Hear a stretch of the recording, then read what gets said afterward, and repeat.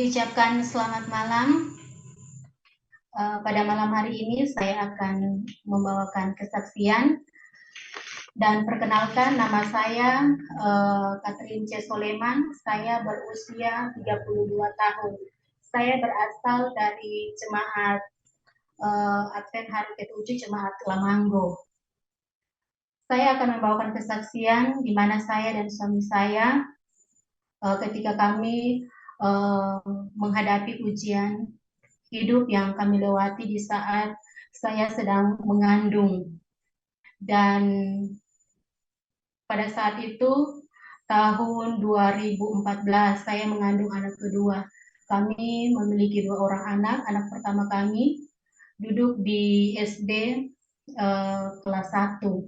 Dan tentunya saya mengandung saat itu adalah anak kedua, di mana pada saat itu kami hanya bertahan dengan uang 20.000 saja yang ada kepada kami, di mana uang itu kami gunakan hanya untuk membeli beras untuk saya dan anak saya.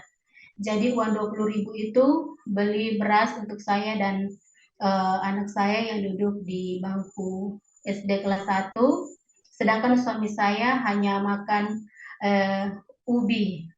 Dan ketika ia pergi ke kebun, ia selalu bawa ubi bersama dengan daunnya, dan tentunya sampai di rumah saya membuatnya. Sedangkan saya dengan anak saya hanya buat bubur, ya, agar supaya nasi itu menjadi banyak.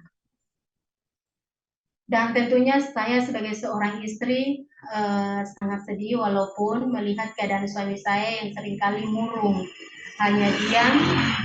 Saya tidak tahu dan apa penyebabnya, sehingga saya coba bertanya kepada suami saya pada saat itu badannya sudah mulai turun, dan saya bertanya kepada suami saya, ia hanya mengatakan bahwa ia adalah suami yang tidak bertanggung jawab. Jadi saya bilang, tidak bertanggung jawab seperti apa? Kita sabar-sabar saja melewati semua ini. Mungkin ini adalah ujian untuk kita, para umat Tuhan. Tetaplah sabar untuk menjalani kehidupan kita hari lepas hari. Dan ketika anak kami pergi ke sekolah, pernah saya berikan makan paginya hanya buangga satu saja untuk dia makan sebelum ia berangkat ke sekolah. Sedangkan saya bingung, pagi itu saya mau buat apa, semuanya tidak ada. Yang ada di halaman rumah kami hanya rica.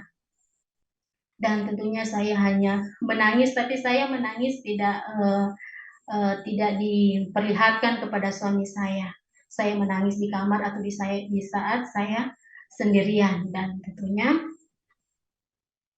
suami saya pagi itu pergi ke kebun, tetapi setiap perjalanan ia menuju kebun, ia selalu mendapat uang di jalan.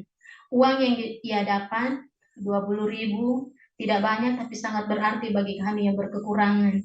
20.000 ia dapat, 10.000, itu hampir tiap hari ia ke kebun. Ia mendapat uang. Dan saya bersyukur lewat semua itu saya mengerti rencana Tuhan dalam kehidupan saya.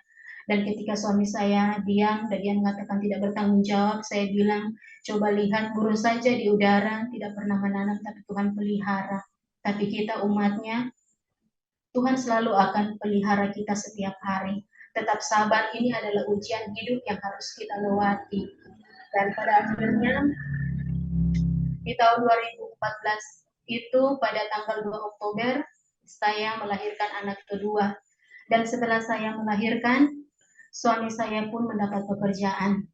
Puji Tuhan, Tuhan tidak pernah membiarkan saya dan keluarga, walaupun di tengah kekurangan, saya dan suami, saya hanya dapat mengucapkan terima kasih banyak kepada Tuhan, oleh karena Tuhan begitu baik dalam kehidupan saya dan keluarga saya. Sampai saat ini, kami tidak dapat membalas apa-apa, hanyalah menyerahkan hidup kami untuk tetap terus semangat dalam sebuah pelayanan pekerjaan Tuhan. Dan puji Tuhan, suami saya tetap setia sampai hari ini, dan saya bersama juga dengan kedua anak saya.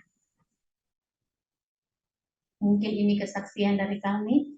Selamat malam.